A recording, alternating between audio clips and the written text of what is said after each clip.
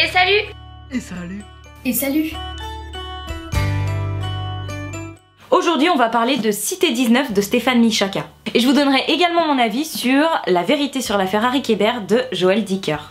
On commence avec Cité 19 de Stéphane Michalka. Cité 19, qu'est-ce que c'est? Ce livre relate l'histoire de Faustine, qui est une jeune adolescente absolument passionnée par tout ce qui est issu du 19e siècle. Il se trouve qu'à la suite de la disparition de son père, qui va être déclaré décédé, elle va mener sa petite enquête parce qu'elle est persuadée que celui-ci n'est pas mort, et elle va se retrouver plongée dans une période qui lui est chère, le 19e siècle. On suit Faustine, qui est une jeune fille plutôt caractérielle et qui va se voir dotée de divers pouvoirs dans cette période particulière qui ressemble étrangement au 19e siècle qu'on connaît tous, mais qui a quelques aspects un petit peu mystérieux.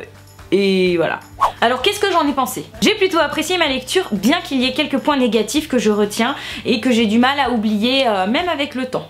Au niveau de l'intrigue, il faut le dire, c'est très original. C'est pas souvent qu'on nous plonge dans le 19e siècle. En tout cas, moi j'ai pas l'habitude avec mes anciennes lectures.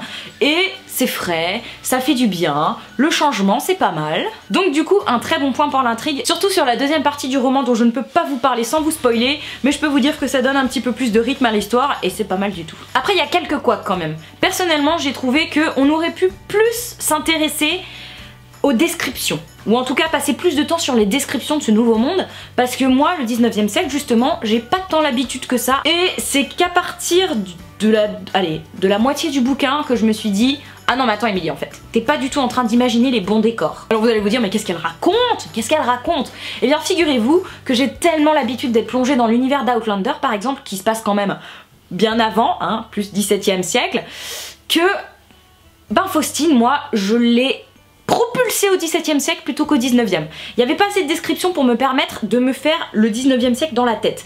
Et j'ai mis longtemps à me rendre compte que je m'étais trompée.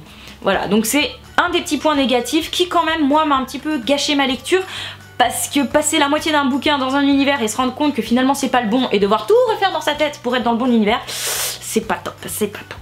Voilà au niveau de l'intrigue. Original, mais ça aurait pu être bien plus poussé à mon goût.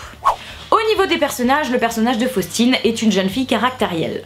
Certes, mais je la trouve quand même un petit peu pas molle, parce qu'elle fait quand même pas mal de choses, elle a pas peur d'affronter l'inconnu, les aventures, tout ça, enfin elle a peur de rien, mais je sais pas, j'ai eu un petit peu de mal à m'attacher à elle, je saurais pas dire pourquoi.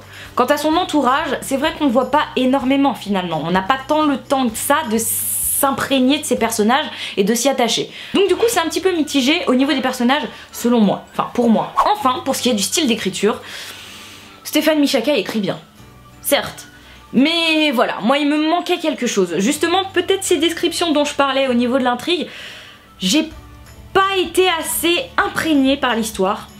Je sais pas, il manquait un petit truc pour complètement mapper dans l'histoire et je trouve ça un peu dommage. Mais voilà, ça peut pas prendre à tous les coups. Et malheureusement pour Stéphane Michalka, je venais de terminer Les Disparus du clair de lune qui lui regorge de descriptions, de vocabulaire et de tout ce que j'aime. Donc voilà, je suis assez mitigée au niveau du style d'écriture quand même. Enfin bref, c'était peut-être pas la bonne période pour moi et le fait que je me plante complètement de décor, ça a pas dû m'aider je pense. Pour conclure, c'est un livre que j'ai bien aimé, que je conseille à toutes les personnes qui sont passionnées par le 19e, qui aiment les personnages caractériels et l'univers un petit peu fantastique de ce genre, mais malheureusement, ce n'est pas du tout un coup de cœur pour moi. On poursuit avec La vérité sur l'affaire Harry Kéber de Joël Dicker. Alors qui n'a pas lu ce livre? Franchement. Ce livre, c'est le livre qui se vend comme une pépite depuis qu'il a gagné le Goncourt des lycéens, en 2012 je crois. Alors comment vous dire, quand je suis arrivée à la librairie et que tout le monde m'a dit « Attends, mais Émilie, mais t'as pas lu La vérité sur l'affaire Harry Kéber? Attends, non mais attends, t'as pas lu La vérité sur l'affaire Harry Kéber? Non mais et t'es libraire ?» Je me suis dit « Ok les mecs, je vais peut-être m'y mettre. » Pour tout vous dire, depuis je l'ai acheté au moins 3 fois. Une fois pour moi, une fois pour mon copain, une fois pour un cadeau de Noël, 2 fois pour un cadeau de Noël, 4 fois le bouquin je l'ai acheté. Je l'ai distribué le truc, tu vois. Distribué autour de moi. Un petit peu comme les fiancés de l'hiver. Et ça a pris à chaque fois. Mais de quoi ça parle? Eh bien c'est très simple. On suit l'histoire de Marcus qui est un jeune écrivain. Ce jeune écrivain a écrit un seul livre dans sa vie. Et ce livre a été un énorme succès.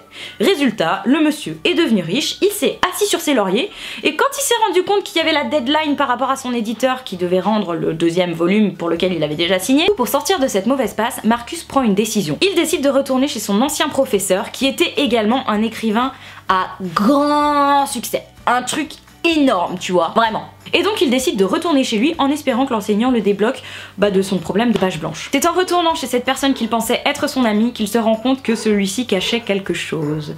Et là, on part sur un thriller, mais les amis, une putain de pépite. Alors qu'est-ce que j'ai aimé moi dans tout ça? Eh bien pour commencer, l'intrigue. Je crois que c'est le tout premier thriller que je lis. Le premier. Thriller? Thriller? Je sais même pas comment on dit. Mais alors... j'ai kiffé ma race. L'intrigue ne prend jamais de coup de mou et pourtant c'est un putain de pavé, je peux vous l'assurer. Pas de coup de mou, toujours un sacré rythme méga soutenu, enfin bref quelque chose qui vous prend par la peau du cou, et qui vous emporte jusqu'à la fin du bouquin. Vous pouvez plus le poser. Et moi j'ai surkiffé cette intrigue, vraiment.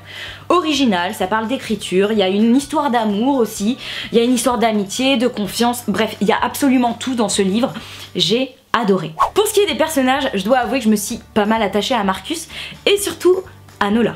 Une jeune fille qui a disparu justement et c'est autour d'elle que va se dérouler le livre. Et c'est sans compter sur Harry Kéber qui est un personnage absolument trop attachant, je l'ai adoré. Adoré. Même si... je ne dirai rien. Enfin, pour ce qui est du style d'écriture, je comprends tout à fait pourquoi Monsieur Joël Dicker a remporté le prix Goncourt des lycéens.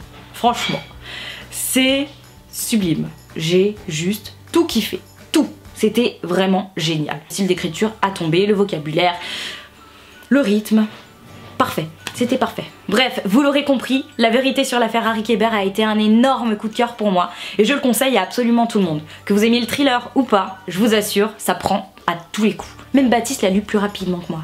Ouais, c'est pour vous dire. C'est donc déjà tout pour cette vidéo, j'espère qu'elle vous a plu. N'hésitez pas à me le dire en commentaire, à vous abonner ou à m'écrire sur les réseaux sociaux. Je réponds plutôt rapidement. Ouais, je suis fière. Et en attendant une prochaine vidéo, je vous fais d'énormes bisous. Je vous souhaite bien évidemment d'excellentes lectures et je vous dis à très vite. Ciao!